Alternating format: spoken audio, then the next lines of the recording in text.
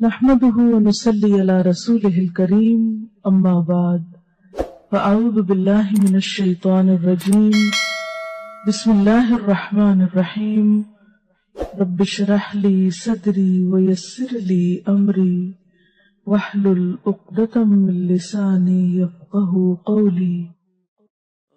صحبت اور غسل جنابت۔ صحابہ کرام رضی اللہ عنہم کے درمیان غسل جنابت کا ایک مسئلہ زیر بحث آیا۔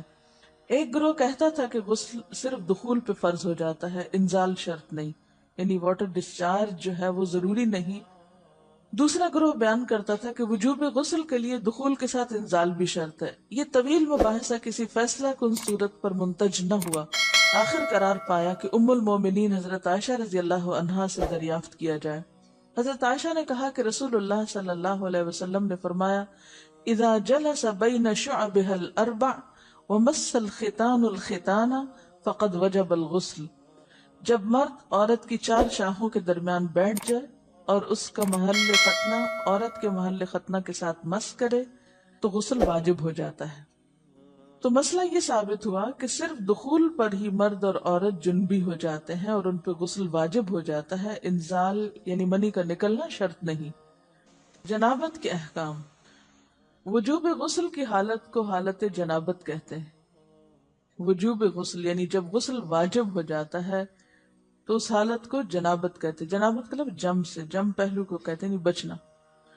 مندرجہ ذیل چار حالتوں میں مسلمان مرد اور عورت پر غسل کرنا فرض ہو جاتا ہے۔ نمبر 1، جوش کے ساتھ منی خارج ہونے کے بعد، اس میں احتلام بھی داخل ہے، یعنی کوئی ایسا خواب آئے یا ویسے۔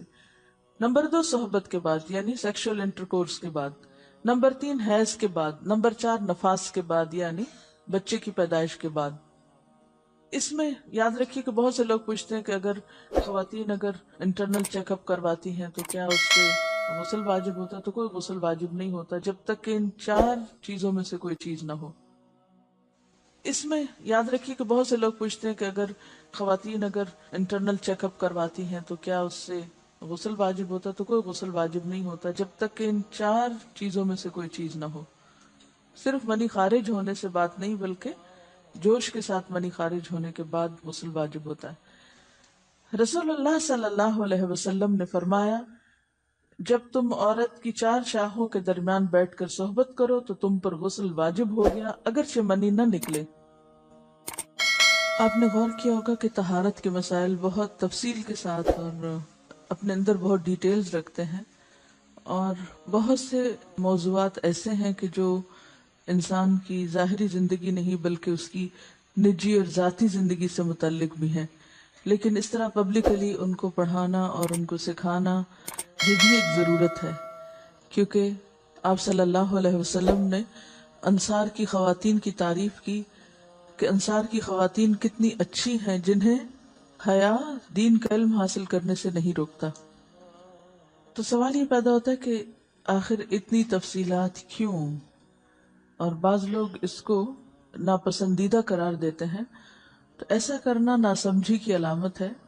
ہم دیکھتے ہیں کہ انسان اگر اللہ کے بتائے ہوئے طریقے کے مطابق زندگی بسر کرتا ہے تو اس میں خیر ہی خیر ہے، اور وہ صرف خیر اس کی اپنی ذات تک نہیں رہتی، بعض اوقات دوسروں کی بھلائی کا ذریعہ بھی بن جاتی۔ عورت کو بھی احتلام ہوتا ہے۔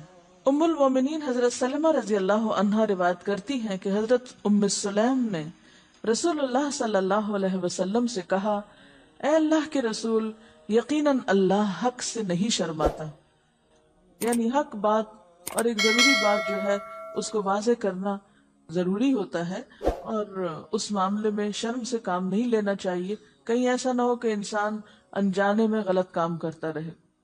تو یہ کہہ کر انہوں نے مسئلہ پوچھا، کیا عورت پر غسل ہے جبکہ اس کو احتلام ہو؟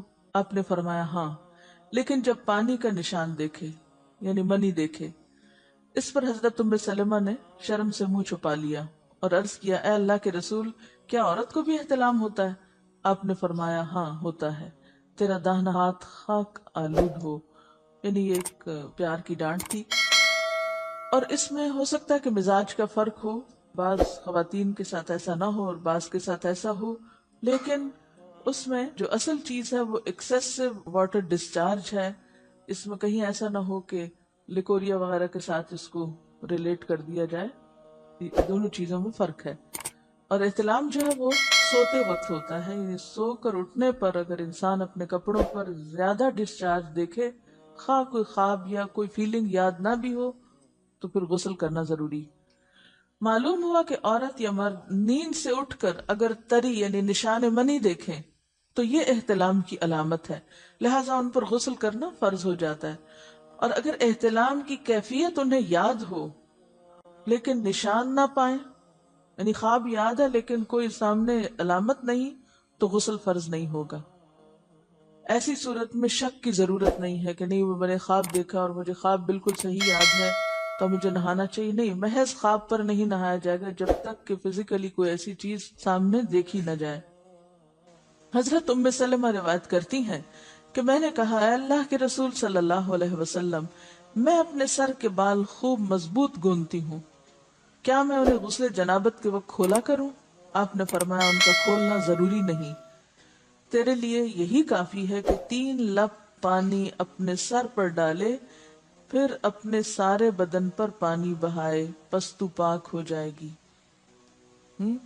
یعنی بالوں کی جڑیں بھیگنا، سکن بھیگنا ضروری ہے، سارے بال کھولنا ضروری نہیں ہے. جنبی کے بالوں کا مسئلہ. حضرت عائشہ کو خبر ملی کہ حضرت عبداللہ ابن عمر عورتوں کو غسل جنابت کے لیے بال کھولنے کا حکم دیتے ہیں. فرمانے لگی، ابن عمر پر تعجب ہے، انہوں نے عورتوں کو تکلیف میں ڈال دیا، وہ انہیں سر منڈوانے کا حکم کیوں نہیں دے دیتے؟ یہ حضرت عائشہ کی ڈانٹ تھی. یعنی وہ یہ تو کہنے کہ عورتیں بال کھول کھول کے نہائیں، تو وہ پھر سیدھا یہی کہیں کہ عورتیں بال منڈوا لیں. میں اور رسول اللہ صلی اللہ علیہ وسلم ایک ہی برتن میں غسل کرتے، اور میں اپنے بال کھولے بغیر سر پر 3 چلو سے زیادہ پانی نہیں ڈالتی تھی. معلوم ہوا کہ غسل جنابت کے لیے بال کھولنے کی ضرورت نہیں، مگر یہ حکم صرف غسل جنابت کا ہے. غسل حیض کے لیے بالوں کا کھولنا ضروری ہے کیونکہ وہ مہینے میں ایک دفعہ ہے.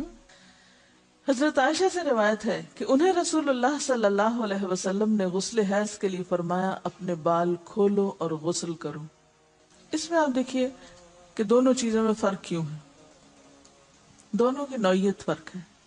اور حیض جو ہے وہ ایک نجاست کی کیفیت بھی ہے نا، قل ہو اذی، تو اس کے بعد نہانا اور نہا کر خوشبو لگانا خاص طور پر اس کا سارا حکم آتا ہے. لیکن غسل جنابت میں نجاست کی وہ کیفیت نہیں ہے. یعنی حیض کا خون اور منی جو ہے، ان دونوں کے حکم میں بھی فرق ہے.